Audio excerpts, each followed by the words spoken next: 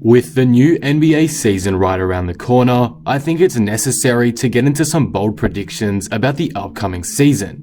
For those who don't know, a bold prediction is an outlandish statement that sounds ridiculous, but there is a possibility it could come true, which makes it bold. So if some of these predictions sound crazy, it's intentional, but at the same time, they still will be somewhat realistic. Before we start, if you're new here and enjoy the video, be sure to subscribe for more NBA content like this. I'm trying to hit 15,000 subscribers by the end of the year, so all support would be greatly appreciated. Be sure to drop your own bold predictions down in the comments below too, but with that being said, let's get right into these 5 bold predictions. Number 5. The Indiana Pacers miss the playoffs. Over the last few seasons, a staple in the Eastern Conference playoffs has been the Indiana Pacers, consistently being an underrated team in that conference. However, even though Indiana has continued to surprise everyone and get home court seeds for the last few years, they've never gone further than the first round all too often. Just last season, they were crushed by the Miami Heat in 4 games in the opening round, a huge blow. And after failing to make any real upgrades over this offseason, it leaves them in a poor situation in my view. This is why I'd say they're a good chance to drop out of the picture next season and miss the playoffs altogether, because on paper, their roster no longer stacks up well against the rest. They are clearly worse in my eyes than other contenders, like the Bucks, Nets, Heat, 76ers, and Celtics, and I'd say the Raptors are better than them too. So that's already 6 teams I see finishing above them in the playoff picture. As for the 7 and 8 seed, I can see the newly formed Washington Wizards taking one of those seeds with the recent addition of Russell Westbrook. And honestly, the star power of Washington itself makes me believe they are better than Indiana. And finally, at the 8 seed, I can see a team like the Atlanta Hawks scooping that up over Indiana with a new stacked roster surrounding Trae Young. I know that's a very basic view at looking at it, simply looking at the rosters on paper, but almost every team around Indiana got better, and the Pacers themselves failed to make any real improvements, which is why I can see them getting left behind. There are some questions with the roster too that raise concerns about how far this team will go next season. What's the deal with Victor Oladipo and his health? If he can't return to all-star form, it's hard to see where they go to push themselves into true title contention, as he was vital on their playoff stints back in 2018. There's a lot of questions about who the number 1 option will be. Oladipo has apparently made it clear he wishes to be the guy, but with TJ Warren showing excellent form in the bubble and Sabonis making an all-star team too last season, it may be difficult for the Pacers to find a perfect system early on. There's a lot of potential to be clashes on the court. Overall, I can't blame the Pacers for everything, particularly the lack of upgrades to their roster, as they should have got a deal done with Boston to acquire Gordon Hayward, but Danny Ainge was getting too greedy, so it is fair that they backed out. Nonetheless though, they probably should have been more aggressive, as now they're stuck with an almost identical roster to last year, which led to them getting swept in the first round. With a lot of unknowns about their star players, and with almost every team in the East improving around them, I definitely believe there is a good chance that they fall out of the playoffs in 2021, and subsequently have to make some big trades to reshape their franchise in the future. Number 4. Killian Hayes wins the Rookie of the Year. With the 7th pick in the 2020 NBA draft, the Detroit Pistons selected Killian Hayes, a guard from France who's been a highly touted prospect for the last year or so. Hayes has a lot of great potential. His scoring and offensive creation game is some of the best in this draft class, so he was an exciting prospect to many. I'm pretty high on Hayes myself, and I really do believe he has all-star potential, which is why I am confident he could steal the Rookie of the Year from players such as Lamelo Ball, Anthony Edwards, and James Wiseman in 2021. The first reason why I believe Hayes can take the award is because of the opportunities he's going to get in Detroit. He's likely going to start, or at the very least, be a 6th man and be the leader of the second unit behind Derrick Rose, who can be a fantastic mentor for him as well in his early years. He'll be able to learn and develop a lot of new scoring skills behind him. With the Pistons rebuilding and having a clogged front court rotation, it wouldn't surprise me if Hayes gets a lot of touches this season and is given a fair amount of freedom on offense. With these opportunities, I'd expect he'd average some solid numbers, which is really what the Rookie of the Year award is all about. If Hayes can average 15 to 20 points per game, there shouldn't be a reason why he can't win the award. Also, I'm taking Hayes over other guys in this draft class due to his likely bigger role. Lamelo Ball will have a big role, but he will be playing behind guys like Devontae Graham and Gordon Hayward first, so that could hurt his statistical impact. James Wiseman will have a set role on Golden State as they try to compete for a championship, so it's unlikely Steve Kerr would give him a ton of freedom offensively to do what he wants, especially with guys like Curry and Wiggins ahead of him in the lineup. As for Anthony Edwards, it's pretty self-explanatory. He's going to be playing behind Karl Anthony Towns and D'Angelo Russell, which will no doubt hinder his opportunities next season. Out of anyone in this draft class, aside from maybe LaMelo, Killian Hayes will have the most control over an offense, which will hugely benefit his case for the Rookie of the Year.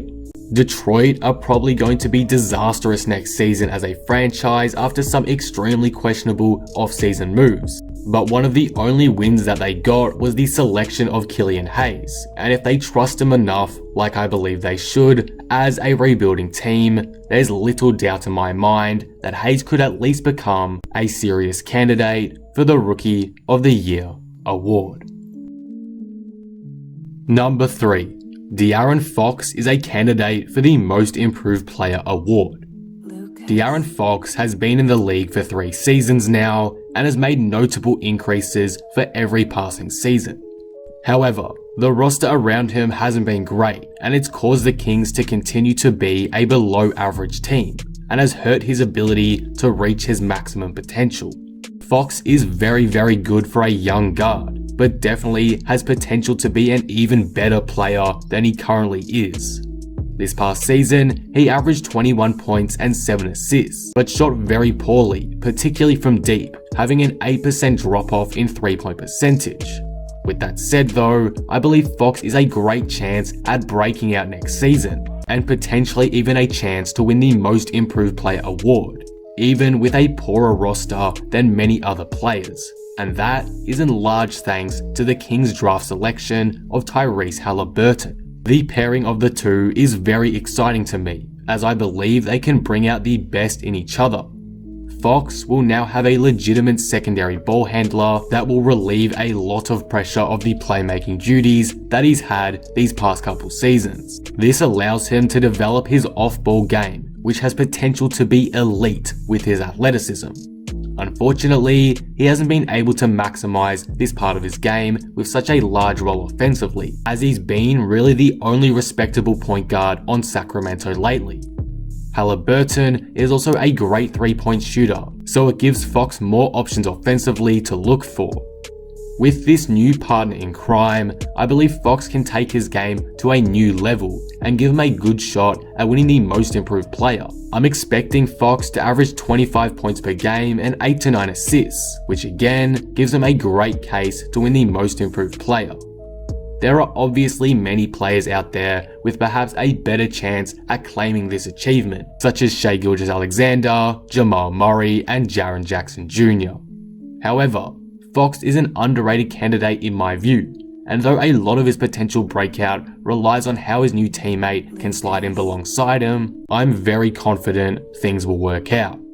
The Kings had a shocking off-season, so things will be tough for Fox in terms of winning games, but as for statistical output, DeAaron has an elite opportunity to do so, and prove to everyone he's an all-star caliber guard. We've seen flashes of his all-star capacity before, but next season, I think that can be maximized to the fullest. This is probably my boldest prediction here, and a lot of it is based on gut feeling more than actual facts, but again, I am very high on the Kings backcourt and how it can help out DeAaron Fox a ton next season, so be sure to keep your eyes peeled. Number 2. The Dallas Mavericks are a top 2 seed in the Western Conference. The Mavericks and their stars have some high expectations coming into this season. Doncic has been tipped by many to win the MVP, and after a fantastic playoff appearance last season, where the Mavs could have upset the Clippers without the injuries, fans believe this squad is a real threat to win the championship in 2021. I too agree with that, and I think Dallas is a great chance at reaching a top 2 seed in the stacked West. Some may say that this isn't too bold of a prediction, but considering the Clippers improved with the addition of Serge Ibaka, the Nuggets looked better than ever in the playoffs, and the Golden State Warriors are prepared to return to contention, I'd say it's fairly unlikely that Dallas does retain a top 2 seed, especially as such a young team. But again, it's not impossible. Dallas added some fantastic pieces to their core over the course of the offseason, starting to build around Doncic an elite cast of talent.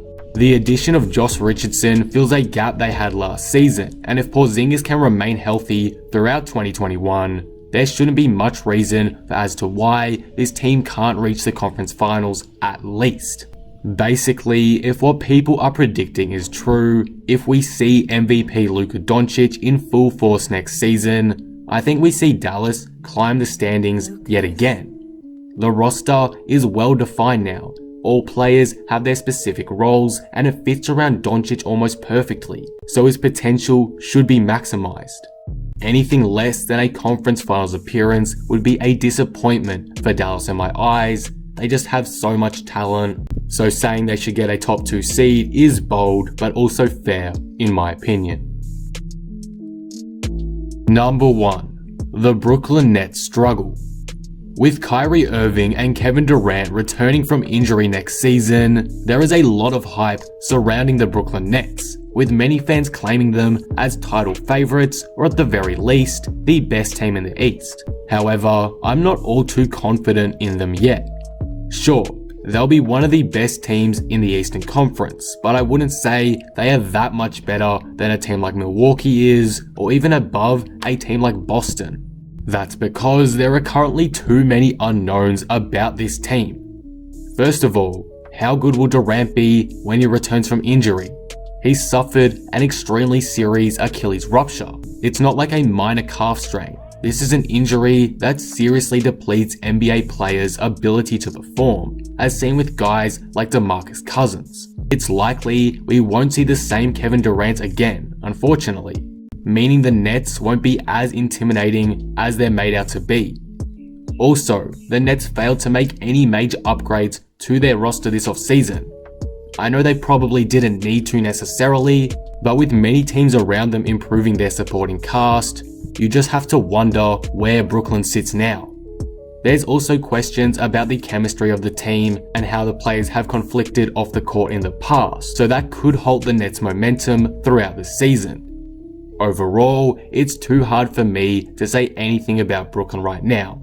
Again, too many unknowns, but to put them into the favorites conversation is a bit too quick of a conclusion. When I say struggle, I mean they start the season slow because there is no doubt this team will have home court advantage come playoff time, barring any more injuries of course.